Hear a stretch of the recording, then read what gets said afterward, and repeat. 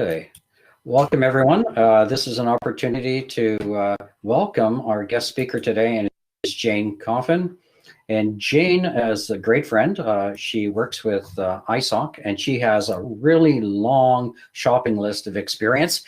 But the first thing I have to ask, do you have a cat or a dog? I used to have a dog. Oh, okay. Yeah, I love dogs. Sorry, what's that? I love both cats and dogs, but I had a dog when I was overseas. I got him in Armenia. Oh, yeah, and that see how I tie things together. So if you folks will look at it's an extensive bio we've provided directly from the ISOC website, and she spent time in Armenia, in Moldavia. She has a long list of acronyms of what stuff she's done, going right back to the time she spent time with the Office of International Affairs for the National Telecommunication Information Administration, U.S. Department of Commerce. And then there's a whole list of acronyms: ITU, OAS, CTEL, the OECD, the RARs, and the list is really long. But you know what? I don't want to waste time.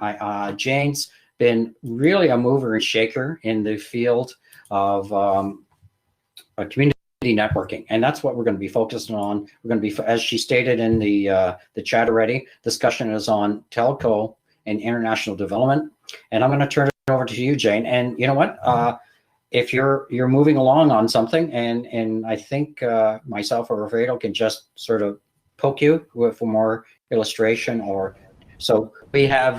How would you like to do it? Would you like people to interrupt you all the way through, or wait till the end?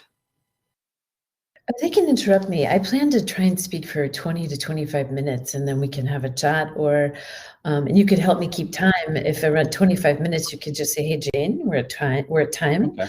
And that way we can have a good chat. But I am more than happy to take questions all the way through. I used to help teach something in a course called USTTI, the U.S. Telecom Training Institute, since 1998.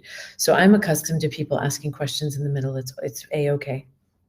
Okay, thank you so much. Okay, well, welcome. This is our Group C of the Virtual School of Internet Governance, and welcome to the opportunity to speak to our great participants. So over to you, Jane. Thank you to both Glenn and Alfredo for setting up this fabulous system and virtual school. I really love this. For those of you that don't know me, I probably spend 10 to 12 hours a day on calls like this. I'm a senior vice president at the Internet Society now, but I'm speaking to you as a person today who has spent a lot of practical time in the field. And what I mean by that is and a lot of people don't know this about me, I spent 5 years in Moldova and Armenia putting my skills to the test. And boy, did I have a lot to learn. And also just huge respect for all the people that I met in the field. So some of the background, as I noted in the chat, but for those of you that have joined, the conversation today will be about that intersection of technology, policy, and development, or the discussion around those areas where you start to work with people on the ground to create change. And that is also the focus of today's conversation, is that development really is about change, right? And it's about progress, and it's about growth, and it's really the formula for success is something I'll talk about. I popped a video from a TED Talk into the chat, and I hope that you can see the chat if you've just joined. But for those of you that were on the chat before, there's a TED Talk by a fellow by the name of Ernesto Ciroli. He's a very funny man who did some work in Zambia many, many, many years ago. If you can, and you get a chance, take a look. Oh, thank you, Alfredo. At least watch through the first 5 to 6 minutes when you get to the hippos. I'm going to spoil it a little bit for you and tell you that it's about a young man who is in the field, AKA working in a country, and he thought he knew everything. And he and his colleagues were trying to establish a project for growing tomatoes and zucchinis in Zambia, and the Zambezi near Zimbabwe as well, in the river valley there near the Zambezi River. They didn't talk to the local people. And so all the crops that they planted in this beautiful soil were eaten by hippos. And when they asked the local people, why didn't you tell us the hippos would come eat this food? They said, you didn't ask. So my first point today is about the importance of listening. In my current job and in past jobs, I actually went to places where people wanted me to go because I was paid to do that as a consultant. And I had never been a consultant. I had always worked for the US government or for companies like AT&T and others. And so I thought I knew a lot. And so I got into the field and I already had a statement of work prepared for me. And I was in Moldova, which is a lovely little country over near Romania, Belarus, Bulgaria, and Ukraine. Really amazing people in a small place where I was working on trade-related issues for development. And boy, did I not know what I thought I knew. So the most AT&T is American Telecom and Telegraph. It's now it's still a big company. They did a lot of international work years ago. And so all of my work, I should say to all of you, has always been mostly international work. Development of infrastructure, development of policy and regulatory, and most importantly, and you'll find this, development of communities to create sustainability. I saw so many things in the field where people had the same type of projects. One development agency like USAID would have a project that was very similar to a European Commission project, that was very similar to another Swedish International Development Agency project. And some people weren't talking to each other on the ground. So listening to the local people to understand local circumstances is something I want to leave with you as one of the most important things that I've ever seen or experienced and know as a thing today. You will not have sustainability in whatever you're trying to do if you're trying to build a bridge, or you're trying to build an internet network, or you're trying to train technical experts. Glenn mentioned an acronym in my bio that's RIR, which is Regional Internet Registry. And for those of you that are involved with ICANN or are in the internet community, you know that your regional internet registries, or you may. There's LACNIC, the Latin American Communications Network Information Center. ARIN, ARIN, from the American Registry for Internet Numbers. RIPEN CC, which is Europe, Middle East, and most of the former Soviet republics. There's AFRINIC, the African Network Information Center, and there's APNIC, Asia Pacific NIC. Those are all formed before ICANN. Most of them were formed before ICANN started.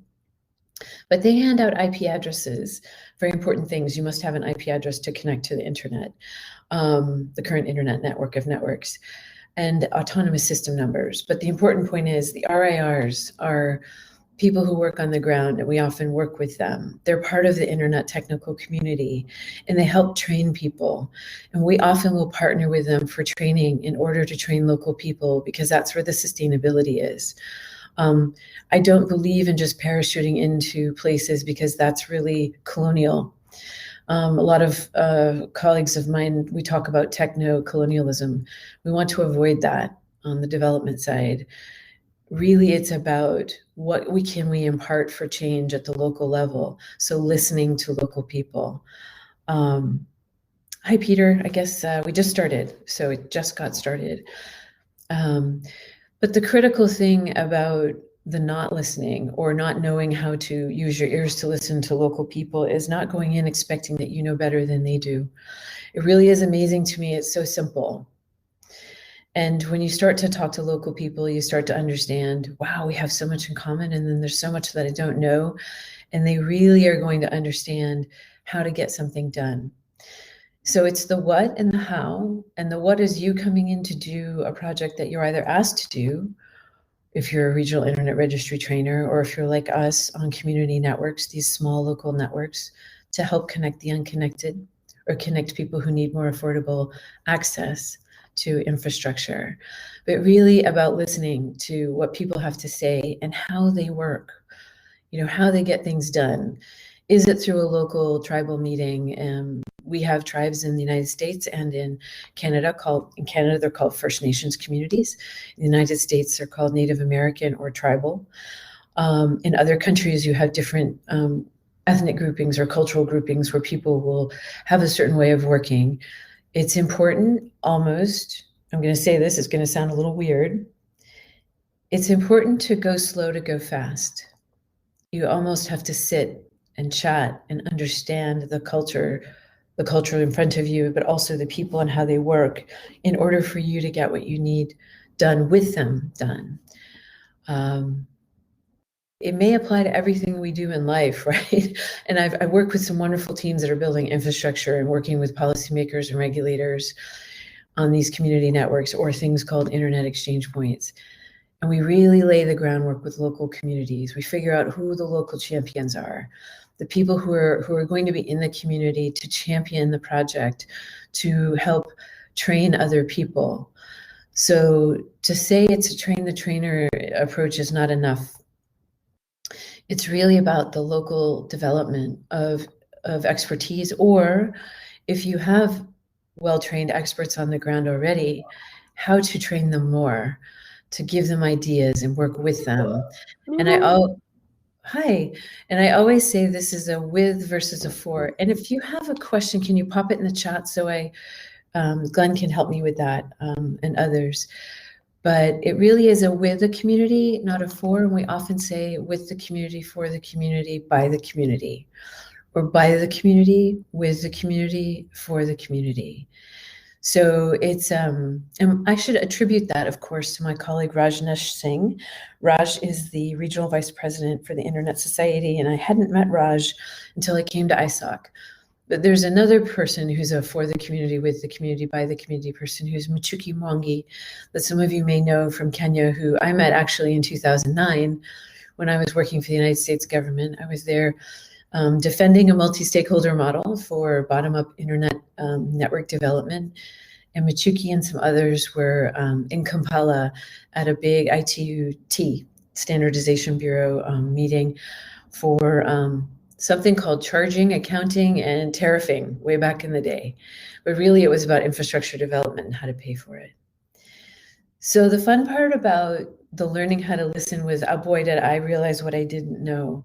And it's highly humbling when you're going in. And this was when I was working on development projects, again, for those that just joined, in Moldova. And then Armenia after that. So it was 2 years in Moldova and 3 in Armenia. And I was working with not only the regulatory body, we helped create the regulatory body in Armenia, but in Moldova, they had a small regulatory body and we were growing it. We were learning how to work with the national operator and go from a monopoly to a duopoly situation. So that was humbling to learn a lot about what I didn't know, but also that you really must work with that local community, no matter who and where they are.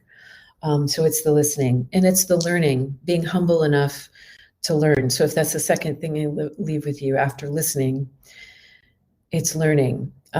Be humble enough to learn that there's a lot you don't know, but it's okay to tell people that. They don't expect you actually to be to know everything. You can't possibly. But also learn along the way and enjoy it, and be humble enough to bring in people that can help you do the training and the teaching as you go. I think one of the things in my current job at the Internet Society that I take such great pleasure from is meeting so many people from around the world, like all of you on this call.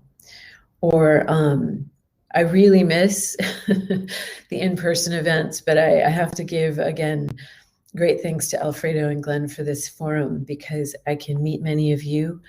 You can easily contact me. By the way, they have my email. I do respond to emails. You just have to say you were on this panel, so this is how I sort of met you. But going back to the point I was making about learning, when you come in, no matter what you know about a thing, you often don't know about how to teach in another community or to impart that knowledge you have. So it's finding that local champion again, or champions, working through different systems, whether it's working with ICANN colleagues or the regional internet registry colleagues, or it could be the African Network Operator Group.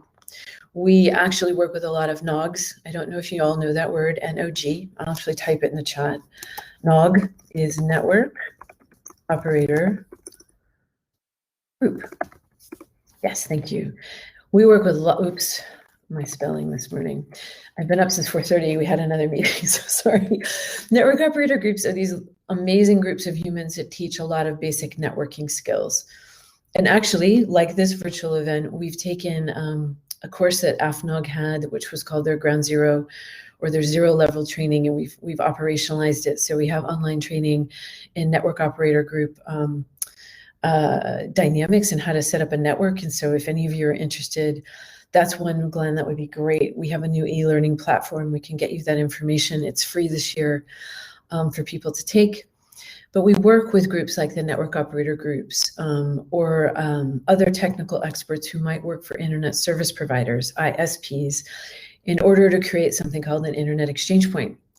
An IXP keeps your local traffic local, your local internet traffic local. It creates better quality of service because there's less time and distance involved in exchanging internet traffic among and between the ISPs or the content delivery networks, the CDNs.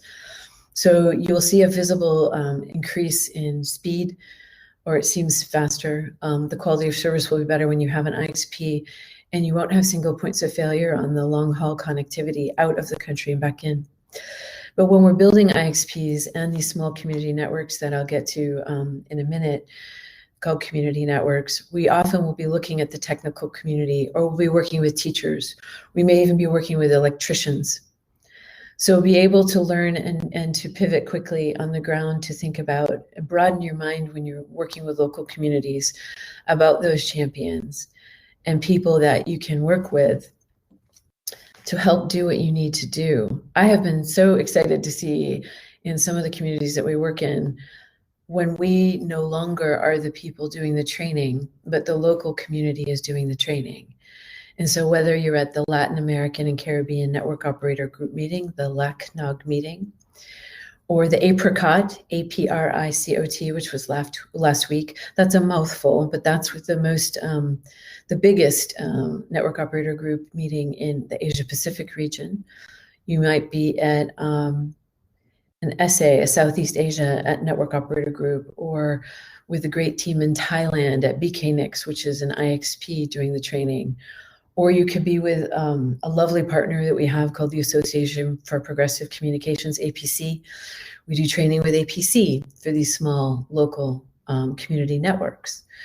So again, it's building that community and also realizing that in development, the most success you can have is creating a very broad base of a pyramid where you are not, as an organization, a single point of failure.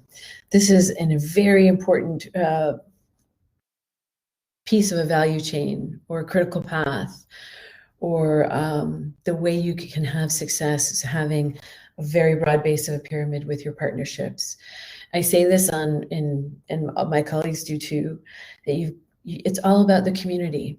And so growing these communities of interest is part of our formula for success so far at the Internet Society.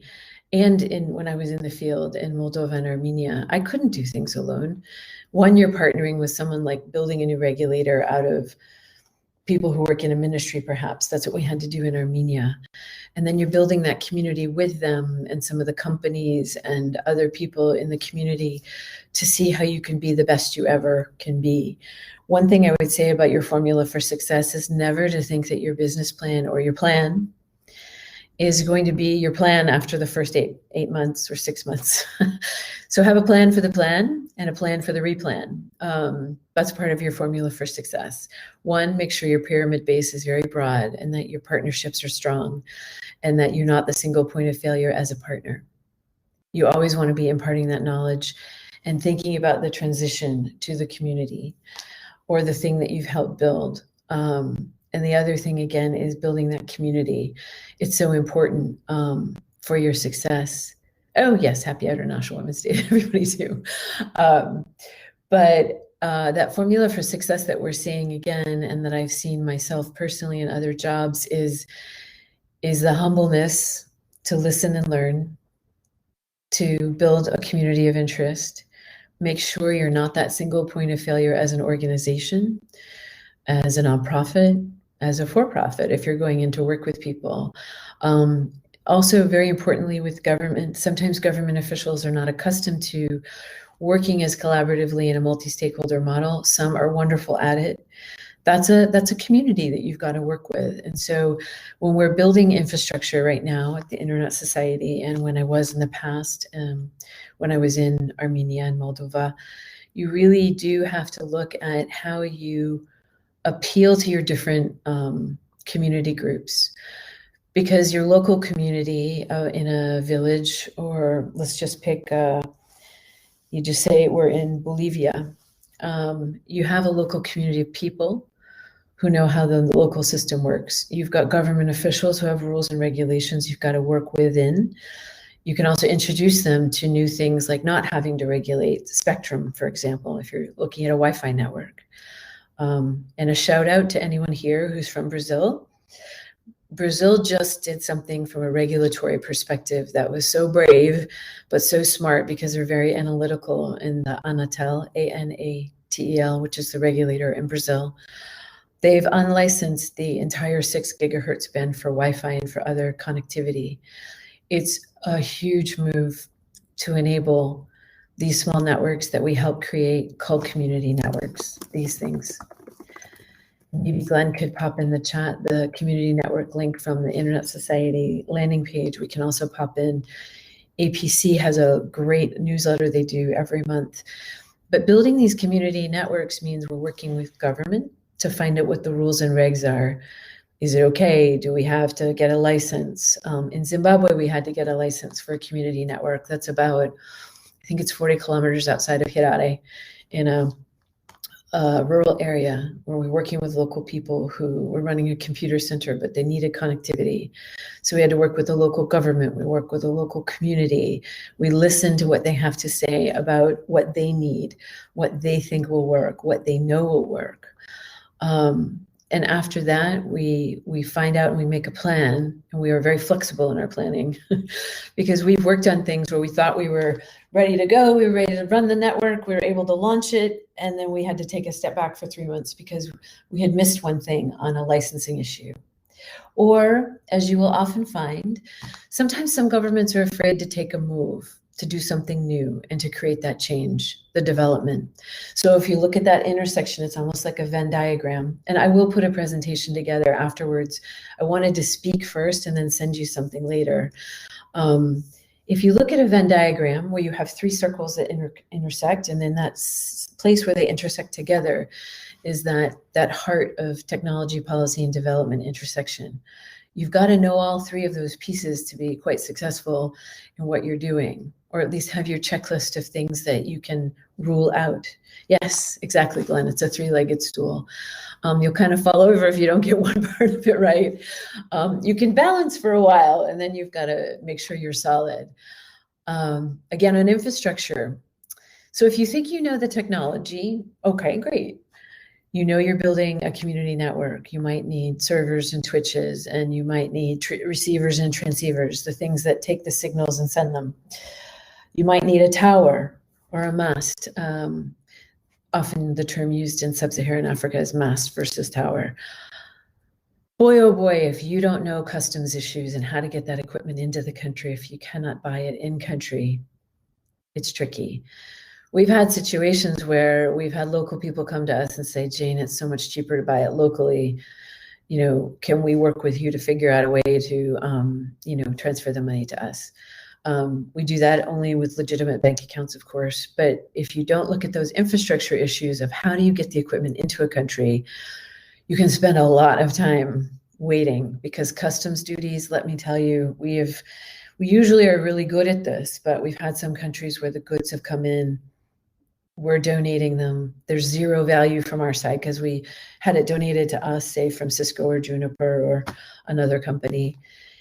We're redonating it, but it hits the border in a country, meaning at the airport, that's considered an international border, or if it comes in a boat, it comes into a port. If you don't know how to deal with customs, you can spend months with your equipment in jail, AKA in a warehouse, meaning, excuse me, I call it keeping your internet in jail if it's in a warehouse. We had this in one in Tunisia, and I had the luck of working with a lovely man now who may be the minister, is Moez Chakchuk. Moez was working at that time with a group called ATI, It was the new ministry, sort of regulatory body in Tunisia at the time. And we did not know about the customs issues. We didn't realize how complicated they'd be, but he helped us, and he worked with the customs officials to get that equipment in. So know your environment. Know how much it might cost so you can build it into your development plan or your business plan. As Glenn put a note in about spectrum, spectrum is a very complicated thing to deal with. I'll just leave it to this. It's a whole separate 12-year topic to talk about, or 12-month or 12 days. But the very important thing is you need spectrum to run networks. You need it to talk on your phone. It's frequencies, right? And so frequencies can be national security related, particularly if you have broadcast issues. You need to have frequencies for your airplanes to land and for your police and for your hospitals, for everything. But you also need it for the private sector and for the public sector. So for these small community networks that we often help build with partners in countries, you need access to spectrum. And it's a very complicated world, but there's, thanks to the IEEE, they created the Wi-Fi spectrum, the Wi-Fi protocol or standard that is used for Wi-Fi connectivity. And thank God for IEEE, because that was a groundbreaking innovation. And it uses a lot of unlicensed spectrum in what are called the 2.5, the 2.55 and now 6 gigahertz bands. Gigahertz are these things.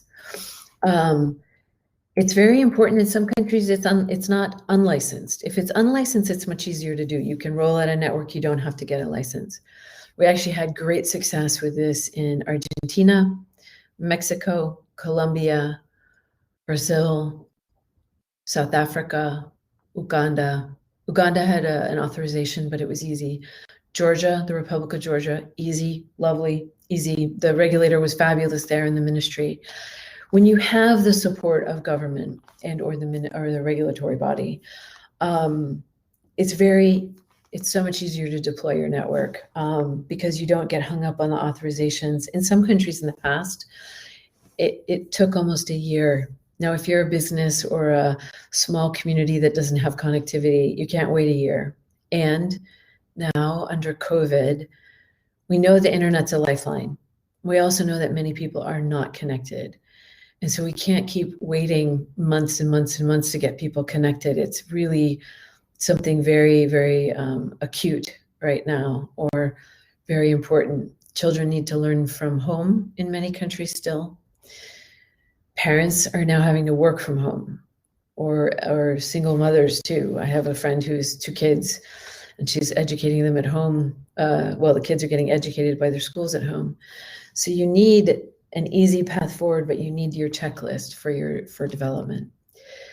Let me take a minute to just recap and say listening, learning, and that formula for success, which is listening and learning, knowing who to work with on the ground, making sure you've talked to the government folks, knowing your technology, and knowing your communities for that development aspect also. And your plan, again, should be flexible so that you can move quickly, or you can slow yourselves down when you need to slow down. I'm going to focus for about 4 minutes or 5 minutes on community networks, a topic near and dear to my heart, along with a lot of other internet infrastructure. But this one it's really amazing to watch community networks right now. They've been running across the rooftops of New York City. There's one great one. I'll put the name in the chat and Glenn can find us the link to New York City Mesh. They're a Wi-Fi based network, so they didn't need a license. They are putting in connectivity in New York City as we speak. They've done more installations in apartment buildings, on apartment buildings around New York from last February to now than they did in the 3 to 4 years or 5 years that they had been in startup mode. Amazing folks who care about affordable connectivity. I'm not using the word meaningful. I know some people want to use that word. We have great colleagues at A4AI who do. I want to take a step back from that word meaningful because I think it can be limiting. I think meaningful has a place, And I think that we can talk about that after if you all like. But I like to look at access as a very broad umbrella or tent, because you want to have as much flexibility. I'm a former negotiator from the International Telecommunication Union days when I was in government and at AT&T.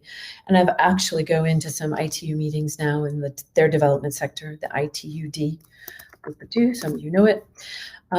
With the ITUD, we go in as trusted neutral partners now as a nonprofit. But when I was in government, I was a negotiator. As a negotiator, you want flexibility because you've got to absolutely be able to work with different countries to find that least common denominator for success, right? But going back to community networks, the key word is community. It's with the people, for the people, by the people. It's many times local, what they call last mile, and I really don't like this word. It's an old telco word. I'd like to consider them first mile, because last mile meant the last local bit of the network at the end user premises or their homes or their apartment buildings. I like first mile, quite frankly, but that doesn't fit with some current regulatory models.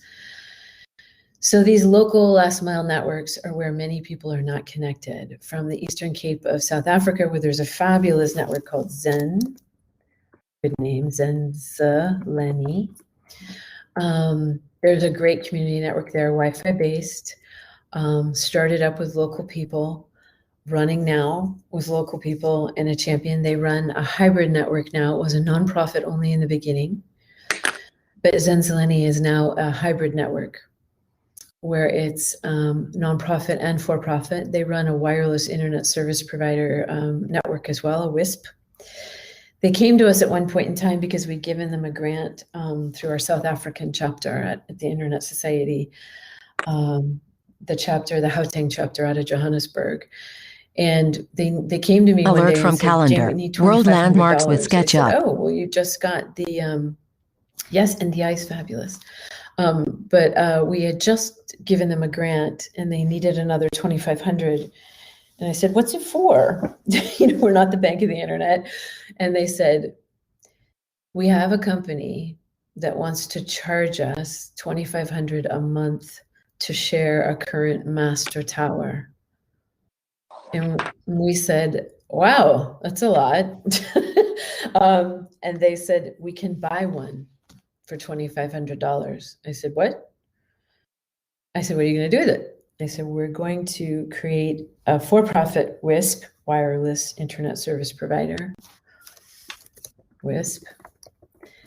And I said, so you want to create a profit arm to subsidize and keep sustainable the nonprofit? I said, that sounds like a good idea. And I know I'm at 25 minutes. I'll take another 3 minutes and then we'll go for Q&A.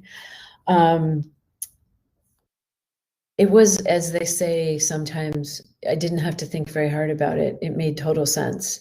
2,500 a month to rent and potentially have your rent go up and up, or own your own infrastructure. And a lot of these community networks are owned by the community.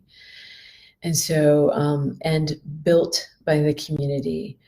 And again, when the Internet Society or the Association for Progressive Communications and others go in, we don't try and own that infrastructure ever, because it's a community infrastructure for the community. There are different models of how they work. There's a famous one in Spain called Guifi.net. Guifi is very much a bottom-up cooperative community network model where they have fiber, wireless, and Wi-Fi networks. So it's a very big mix. They have over 80,000 users in their network.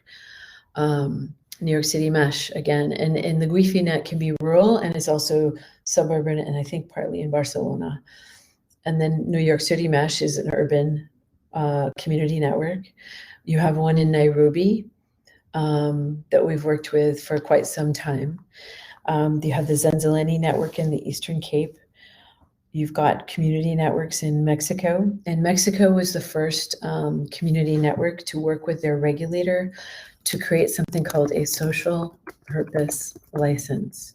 This was for indigenous communities in the Oaxaca area of Mexico, and they worked with the government there.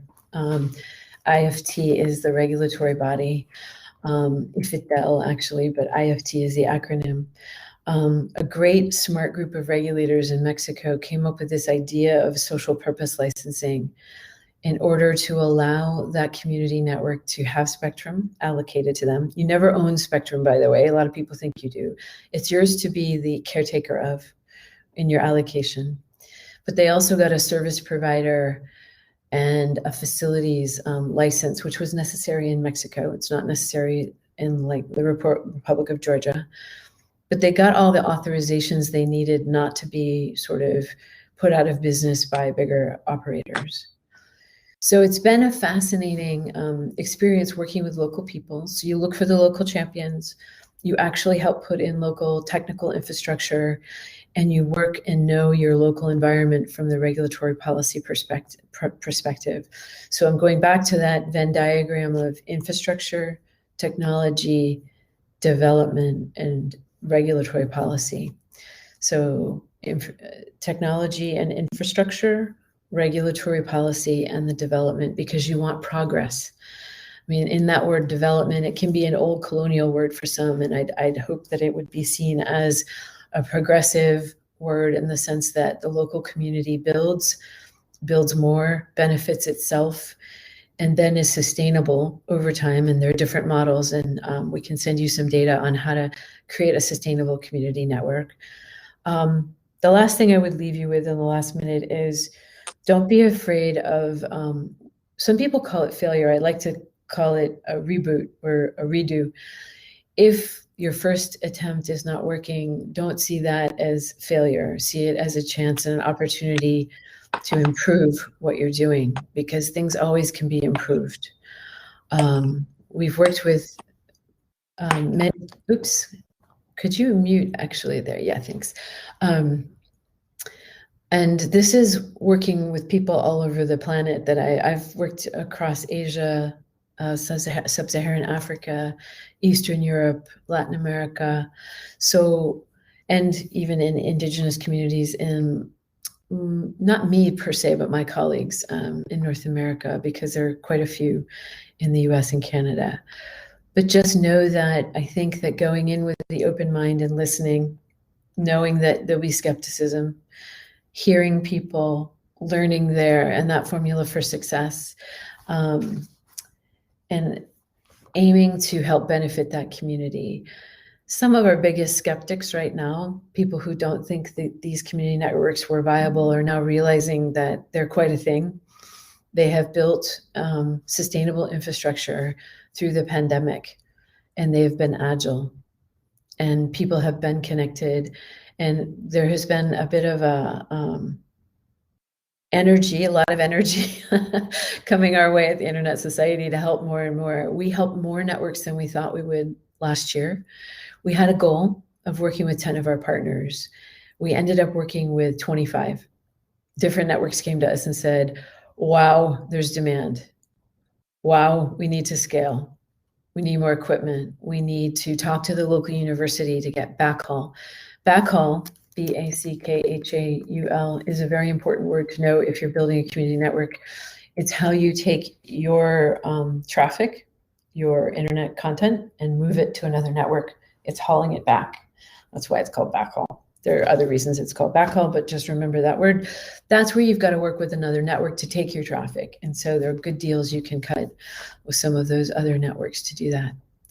So I think I'm going to stop talking so that we can have a chat. And so are there any questions right now? I know some of you were turning your mics on and off, perhaps. Oh yeah, Marta Suarez. I just will say this. Marta is one of the best regulators I used to know. And she was with the Colombian government, and Glenn put her name in the chat. She's with the Dynamic Spectrum Alliance. We support DSA strongly. We've been going to their meetings since 2016, and we just joined as a member last year and this year. We're one of the only nonprofit. I think APC might be a member too, but they do really great innovative new work with Spectrum. So they've been a great partner of ours, and Marta is just a lovely human being. Russia. Yeah. So should I take that question, Glenn, from Peter? Yeah. Let me just interject. You covered a lot of stuff, and Peter's asked the same question 3 times. So sorry, Peter. Okay. It's okay. We're used to ignoring Peter. but I'm it's sorry, okay. Peter. Okay, but Peter, But let me we ask. we have a bunch of questions, so address that, and Mahalia next, and then I have a question on if you can touch on what is an IXP and what stuff you guys are doing with IXP. So let's turn to Peter first. Go with Peter first. So Peter, thank you for the question. To date, no. It's an interesting question. I used to do a lot of work near Russia with Armenia, Moldova, but never in Russia per se. But I do know from my work in the ITU development sector, ITUD, as a member of their study groups on the development sector side in a broadband question. I'm a vice rapporteur, and we also participate in a rural and remote question. The Russian government has a different way of looking at and managing spectrum, which is completely, within, they have the sovereign right at the local level to apply different rules nationally. They don't unlicense, so they don't consider Wi-Fi to be unlicensed. So in their country, you've got to license it. I'm pretty sure you could work with the local authorities to figure out a way to create some sort of hybrid network at the community level. But it would definitely be one of those situations where you have your checklist and you go in and talk to the government about how to do it. Now, it might be more complicated there. It's been really easy in South Africa, Ghana, Uganda, Malawi, other countries where they're moving forward right now, and also in DRC. So Kenya. So in Ethiopia too, we're working with our colleague Dawit Bekele, who's the regional vice president for Africa for the Internet Society. He's working with a professor. There are a lot of universities, and I should have said earlier, and I'm going to use another acronym, and so Glenn will help me define it in a minute. The National Research and Education Networks are amazing networks to work with. These are the big pipes or the big networks that universities have. Right now, there's not a lot of traffic running across those networks if there aren't people studying because of the pandemic. But even in the good times when the universities are full swing, full capacity, NRENs are a great partner to have to move your internet traffic from your local area through their network to the broader intranet. An example, specific one, is a community network called Sarantaporo. They're in Greece. I've been to this lovely area below Mount Olympus in Greece.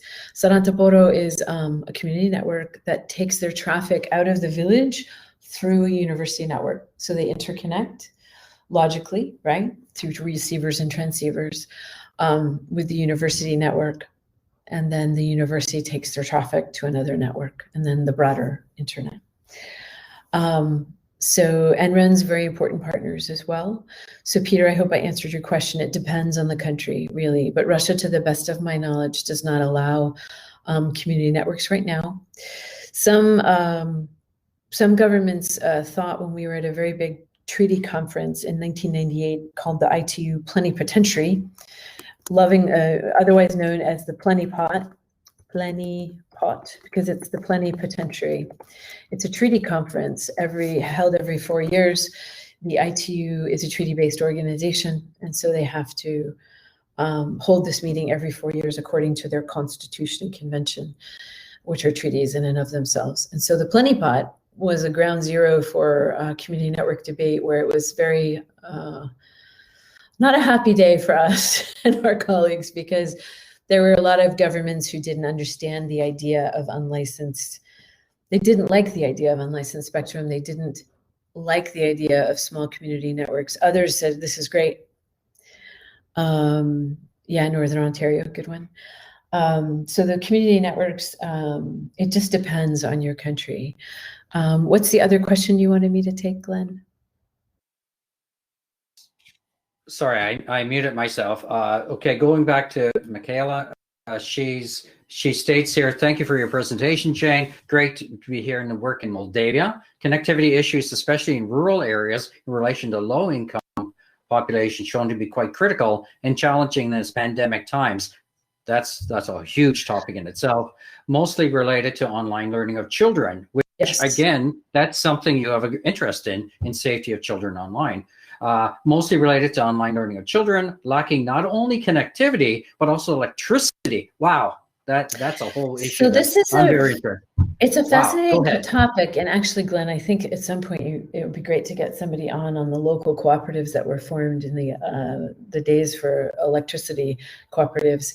Many of you may not know this, but the United States, way back, I think in the early and mid 1900s, farmers developed networks called cooperatives. And these are telephone networks, but there were also electrical cooperatives, because in the rural and remote areas of the United States, and there are very big parts of the US that are rural, they couldn't get the money. And this goes to the question from Moldavia as well, or Moldova, from, I want to say your name right, Michaela. There were communities that couldn't afford the connectivity, and the telcos. The other reason that community networks are important is that for traditional fiber and mobile operators, communities of 5,000 and under do not get them their return on investment, the ROI. You hear that word thrown around in some circles in the private sector, return on investment. So if return on investment is not met in communities of 5,000 and under, to me, it's easy. Okay, well then let's come up with a new model. I'm surprised, by the way, for folks here. Yes, Canary is wonderful. They're a research and education network from Kathy. But going back to Michaela's point, there are some very poor areas where you can build a network at very low cost, Michaela, and Moldova's would be an amazing country to do this in, because Moldova has beautiful rolling hills, but in some places it's nice and flat because of the agricultural areas. You could cover that country very easily with some local community networks, working with, of course, some of the bigger companies to take the traffic, what we call the backhaul. But I think, Michaela, Moldova would be a perfect example of a place where there are some communities that need connectivity, particularly for the kids. Even in the best of times, without COVID, kids to study from home. There are things called anchor institutions that some countries call schools, hospitals, and libraries. And let's give a shout out to our friends at the libraries. Holy smokes, the libraries are amazing. They have become community networks in some countries, the US and other countries. They are centers of learning and safety for kids, oftentimes at the libraries. So don't underestimate what could be your anchor, right? The thing that anchors you for a community network. It could be a school. Now, schools, you still need good connectivity plans. It's not just giving kids computers. That has not worked historically. It has to be a more holistic plan of how you connect the community itself. It could be a community center. It could be, again, it could be a library. It could be a university, actually.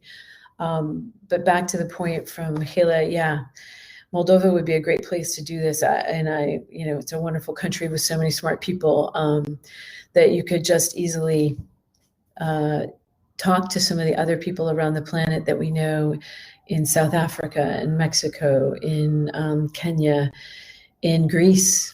There are lots of community networks in Europe. They started out many, many years ago. There are at least 200 or 300. But we know some active ones in Italy, Greece, and also in the Republic of Georgia. So actually, for Michaela, we should probably introduce you to a colleague of ours named Ucha Saturi, and he's in Tbilisi. And Ucha is with the Local Internet Service Provider Association, an ISPA. And I should differentiate, when I say internet service provider, I'm not saying this word, internet exchange point. I mean, if I speak too fast, which sometimes I do, I'll say IXP. And for some of you, it might sound like ISP. So an IXP is where ISPs come together and exchange traffic. That was the, technically and logically, they exchange traffic together. You need more than 3 to do the exchange, because 2 is just bilateral, right? Internet exchange points are so important for a country to have. It means you can keep your local traffic local. If you have 3 internet service providers, including mobile operators, because there's providers too, or content delivery networks, if you've got a Google or a Facebook in country, or their caches in country, you can take the Google or the Alibaba, it depends on where you are, cache, and host it at the IXP, and everyone can take that content and exchange it across their networks. We do training for network operations. We do training for IXPs. The regional internet registries, some of them also do IXP training. IXPs are a natural friend of community networks as well. The New York City mesh that we spoke about earlier exchanges traffic with the something called DECIX. DECIX is the largest. It depends. It's either this Frankfurt Exchange, DECIX, or AMSIX, AM6, which are the two largest exchanges in the world. And then the London Internet Exchange is right behind it. It's number 3 in the world, I think, right now. And by the way, these bottom-up exchange points are massive. They've got 2,000 to 3,000 networks running through them. They are working with their local governments, but they're nonprofit bottom-up. When I say nonprofit, please understand that I mean nonprofit business. Nonprofits are not just like Internet Society is a nonprofit business. We do our work in order to help communities, but we have to manage our funds and they'll be sustainable. And the London Internet Exchange and the others are this way too. But during COVID, those infrastructures have been, they've stood up. They have not fallen down. Some people, think, oh my gosh, COVID, crazy, more traffic. There's been a lot of traffic, meaning they've gone from, say, 2 terabits of traffic to like 3.9 or 4 terabits of traffic in months. So yes, they may have had to scramble a little bit to get more servers in place or switches and backup equipment and backup generators. But the IXPs are very important, and we can send you a primer on IXs if you like, and I'll give that to Glenn and Alfredo. One thing about electricity that someone else touched upon before, and I was asked this question by a journalist recently, doesn't electricity drive connectivity? I said, it can be the other way around now. The need for connectivity can help drive electrical networks to be built out. And why I say this is that right now, what I'm seeing from a regulatory policy perspective is more horizontal cooperation across ministries, government agencies, regulatory bodies. The regulator can no longer be a silo, or the Ministry of Communications. They cannot just work without looking around. They can't, because now what they do enables others, right? We've known this. We know this about connectivity. And it's one of my favorite things. I used to get very excited about this when I was in the field and just say to the regulator, you enable so much. You enable business, you enable social well-being. What would we all be able to do if we weren't chatting this way? My mother has gone to church on Zoom. We attended a funeral service for a family friend, and we attended a wedding vows renewal thing. I don't know if this is just an American thing, but my aunt had been married for 40 years, and she and her husband were still married, and they were very excited to still commit to each other. So it's called a renewal of vows ceremony. Anyway, it's online. All of it. They were in Massachusetts. I'm living in DC, but I was in Maine, which is in New England, in the United States. It's not Massachusetts. And so we had to watch from Maine. So it's really important to know that connectivity is a horizontal enabler of things. Don't let anyone, if you're trying to put a business plan together or you're talking to a regulator, say, it's just a ministry now. That's what the governments are getting a little nervous, because you have to talk across and communicate and collaborate and be clear about how to help your entire communities now. And electricity, back to that point, and the question the journalist gave me, I said, why are we looking at this in a binary way? Why aren't we looking at this in a more holistic development way? If that village needs connectivity, it needs electricity, you can be sure you should bring connectivity out to that village. Absolutely. The two should go together. If you're putting in what they would call conduits, you're digging a trench, or you're putting in poles for the electricity, if that's how you're doing it, why, of course, wouldn't you put in connectivity? These are great ideas for community networks, for the local regional economic agencies. That's how we got support in Georgia as well, in the Republic of Georgia. The Economic Redevelopment Agency, which was focused on making sure that local people had better socioeconomic skills, were so excited when they saw what we were doing. There was an article in the New York Times in 2009, January. We were very excited as the Internet Society that it was in the business section, not the travel section. All about this community network in the high mountain area of Georgia in a place called Tusheti. It led to what I call a multiplier or an amplifier effect. Because we had given them startup funding, because the local people led and it was sustainable, the government was excited, the spectrum they had allocated was well worth it. The USAID, the World Bank, the Czech Development Agency, and the local Georgian officials themselves put money into another area for redevelopment. So it's a knock-on effect, right? Or an amplifier. So you want to amplify success with connectivity. And Alfredo just put something in here important about Puerto Rico and Dig Once. It really was it was so awful to see what happened in Puerto Rico, but now there's a great opportunity in Puerto Rico. As Alfredo is saying, if you're gonna dig once. You know, it may not always work for some companies, but at least get your infrastructure out there, encourage different types of infrastructure sharing. Infrastructure sharing is an old concept, but it's becoming newer now, and we should dust it off and use it as much as possible because infrastructure sharing means sharing the poles. In the United States, there are these wooden timbers, which you have the lines, the electrical and telephone lines running on in some places. It could be sharing a tower if you're a mobile operator or Wi-Fi. If you don't have good infrastructure sharing rules in place in a country, it's something to push on. The Dig Once policy is important because it helps get all sorts of different fiber into the ground, possibly, and other conduits like electricity. I live in a place where all the electrical lines are underground just for security purposes because I live near the Parliament in the United States in Washington. So our electrical lines in most places are underground. The telephone lines are not, and they look like a rat's nest in some places. But I've been speaking for a while. Are there any other questions? Oh, ham radio would be great, Glenn. That's a great way to keep going. Ham radio is where they bounce the signals off the ionosphere. Glenn, if you need anyone from I think you're a ham radio operator, aren't you? Yeah. We've got 4 minutes. Are there any other questions? I'm sorry, Yeah. I've been talking at you, so sorry about that. No, Jane, it's great. You're covering so much stuff, and there's lots of interest, I'm sure, and some people have particular interest that they're sharing. But we have 4 minutes left, and I just want to ask people if they want to jump in and say anything else.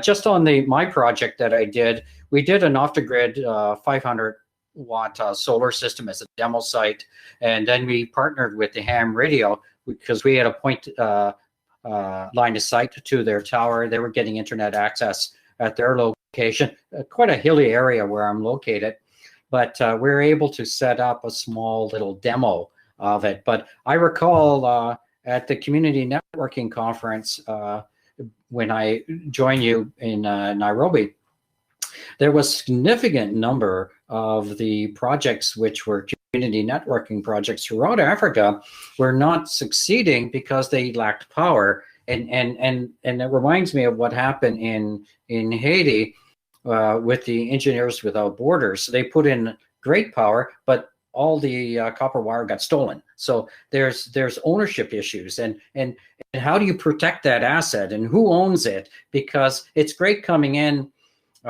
from North America and sort of coming in and solving a problem and walking away, but is there expertise there to maintain it? Is there infrastructure support, and so many complicating issues? So I want to leave you for the last comments because we have another minute. Any other quick questions that I could answer? If not, I'm happy to send out a lot of links to some of the things I spoke about. It really is about, it takes time, or it did take a lot of time in the past to start some networks, but I will end, this is my email. You're welcome to go through Glenn and Alfredo, but also it's out there in the world, so I can put it here. it takes some time to build a community, or you may already have a community of teachers or electricians or plumbers in certain rural areas.